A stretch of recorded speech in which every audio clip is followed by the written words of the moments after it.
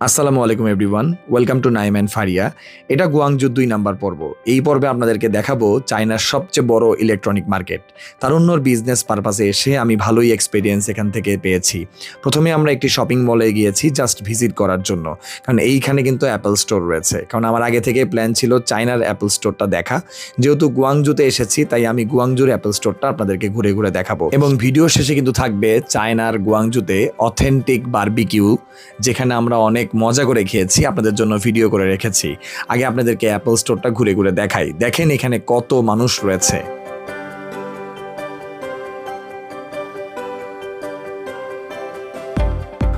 নতুন একটি চার্জার এসেছে, আমি ওটা খুঁজছিলাম। এইটা দিয়ে আপনি একসাথে ঘড়িটাও চার্জ দিতে পারবেন, অ্যাপেল ওয়াচের পাশাপাশি আপনি মোবাইলও চার্জ দিতে পারবেন। এটা নতুন এসেছে, তো এটা আমার খুবই দরকার ছিল। সঙ্গে সঙ্গে আমি এটা নিয়ে ফেললাম, কারণ এটা দিয়ে আমি একসাথে 2টা চার্জ করতে পারবো।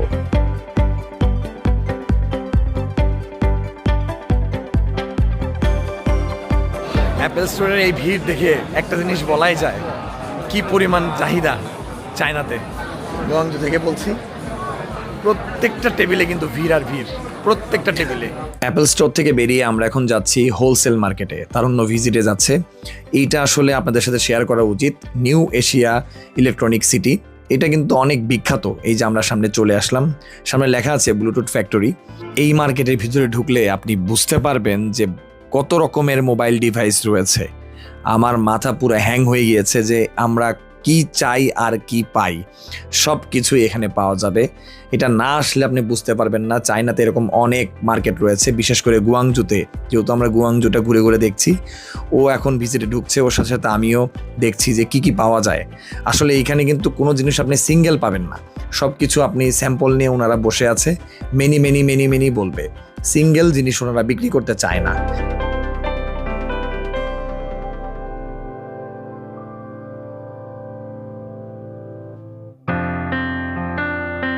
এখান থেকে আপনি অনেক কম দামে কিনে নিয়ে যে বাংলাদেশে বিক্রি করতে পারবেন, এবং অনেকেই আছে যারা বাংলাদেশে এই ব্যবসা করছে। বিশেষ করে গ্যাজেটের বিষয়গুলো নিয়ে আমি কথা বলছি। এই মার্কেটের সামনেই কিন্তু একটা নদী রয়েছে, এইখানে বিকালবেলা অনেক মজা হয়। আপনি চাইলে এখানে বসে আড্ডা দিতে পারেন।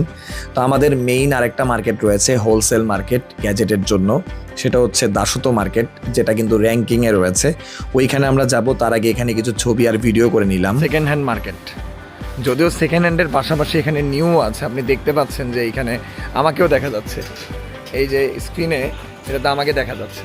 এই যে এটা কিন্তু আমি, কারণ না এখানে আসো, এত বড় একটা স্ক্রিনে কিন্তু আমাকে দেখা যাচ্ছে।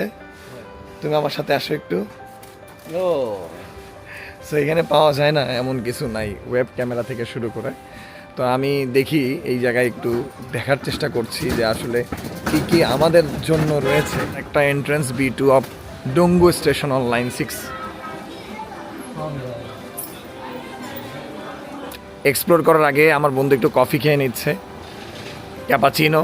কাভার কিনেছি, অনেক সুন্দর। এটা হচ্ছে ডিজিটাল কাভার 15 Pro Max এর।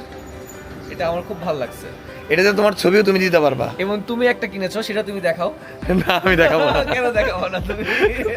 আর একটা কথা না বললেই না, দাসত্ব মার্কেটের অপোজিটে এইখানে সিঙ্গেল আপনি অনেক কিছু পাবেন, ইউনিক জিনিস পাবেন, যেটা কিন্তু দাম একটু বেশি পড়বে, তবে পাইকারি নিলে কম পড়বে। আর ব্যবসা করার উদ্দেশ্য থাকলে আপনি সবার সাথে উইচ্যাটে কানেক্ট করে নেবেন, যেটা তারুণ্য করেছে। আমার খুব অবাক লেগেছে, খুব সুন্দর করে সে কানেক্ট হয়েছে। টিচাররা সবসময় যে জিনিসটা নিয়ে টেনশন থাকি সেটা হচ্ছে বোর্ডে কিভাবে ক্লাস নিব।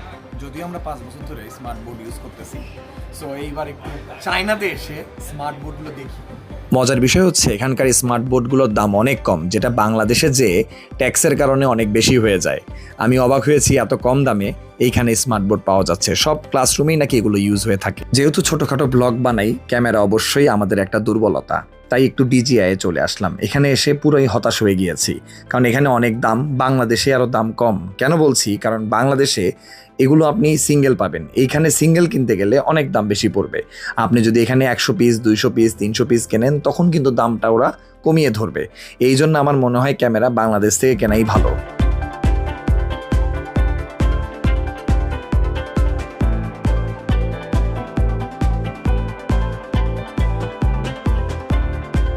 আর একটা মজার কথা শেয়ার করতে যাচ্ছি। দাসত মার্কেটের ভিতরে ঢুকলে দেখলাম যত রকমের মোবাইল ফোন আছে, চাইলে আপনি 1 ঘন্টার মধ্যে মোবাইল বানিয়ে নিতে পারবেন আপনার পছন্দ মতো, মানে কাস্টমাইজ করে। এটা আসলে এখানে না আসলে দেখতে পারতাম না। অনেকেই কিন্তু মোবাইল বানিয়ে নিচ্ছে, মানে আপনার সুবিধা মতো আপনি কোনো আইফোন, স্যামসাং ইজিলি এখানে বানিয়ে নিতে পারবেন অনেক কম দামে।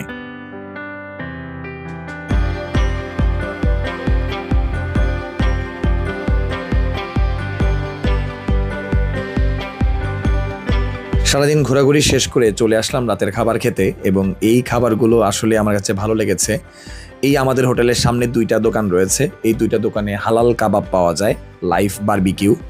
সামনাসামনি 2টা, আমরা 2টা রেস্টুরেন্টে খেয়েছি। প্রথমে আমরা এখানে চলে আসলাম, এসে কিছু খাবার অর্ডার করছি। আমি আগেই বলে রাখি যে এইখানে কিন্তু 100% হালাল ফুড রয়েছে, আপনারা তারপরেও এনশিওর করে নেবেন। তো আমরা এখানে ল্যাম্ব চপ নিয়েছি, ল্যাম্ব চপটা খেয়ে দেখছি যে কেমন। তারুণ্য বলছিল ভালো, আমার কাছে ভালো লেগেছে। যেহেতু পাশাপাশি 2টা হোটেল রয়েছে, তাই 2টাতেই আমরা খাবারটা খেয়ে দেখব।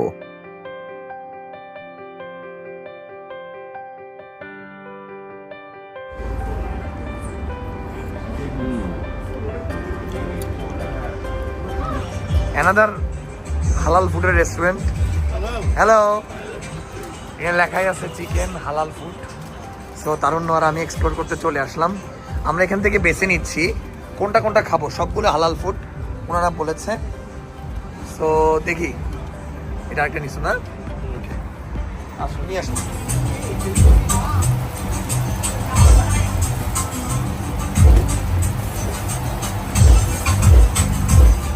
এখানে আসলে অবশ্যই আলুর ওই রোলটা ট্রাই করবেন, ওটা অনেক মজার ছিল। আমি আসলে নামটা জানি না। সো আরেকটা কথা না বললেই না, আমরা মেইনলি কিন্তু গুয়াংজুতে এসেছি বিজনেস পারপাসে। খেয়েছি, ঘুরেছি, বিজনেস এক্সপ্লোর করেছি। বিশেষ করে আমার জন্য নয়, আমার ফ্রেন্ড তারুণ্যর জন্য, ও মেইনলি এসেছে। বাট এখানে অনেক ঘোরার জায়গা রয়েছে, আপনারা চাইলে ইজিলি সময় নিয়ে এসে ঘুরতে পারেন।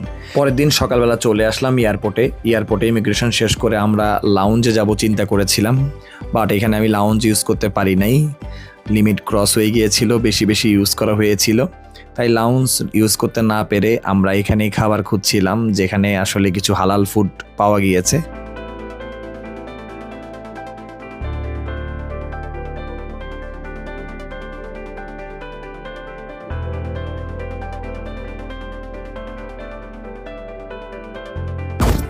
দুঃখের বিষয় এই যে রেস্টুরেন্ট এইটা ছাড়া আর কোনোটাতেই হালাল ফুড ছিল না, তাই আমার এই খাবারই খেতে হয়েছে। আমার কাছে একটু ভালো লাগে নাই, তার অন্যর কাছেও ভালো লাগে নাই। আসলে সবার রুচি তো এক হয় না, অনেকের কাছে আবার এটা ভালো লাগতে পারে। তবে কাবাবটা একটু খাওয়া গিয়েছে, এখানে একটা কাবাব রয়েছিল, ওই কাবাবটা খেয়েছি। তবে একটা কথা না বললেই না, ওই যে হালাল ফুড পাওয়া যায় না এটা ভুল কথা।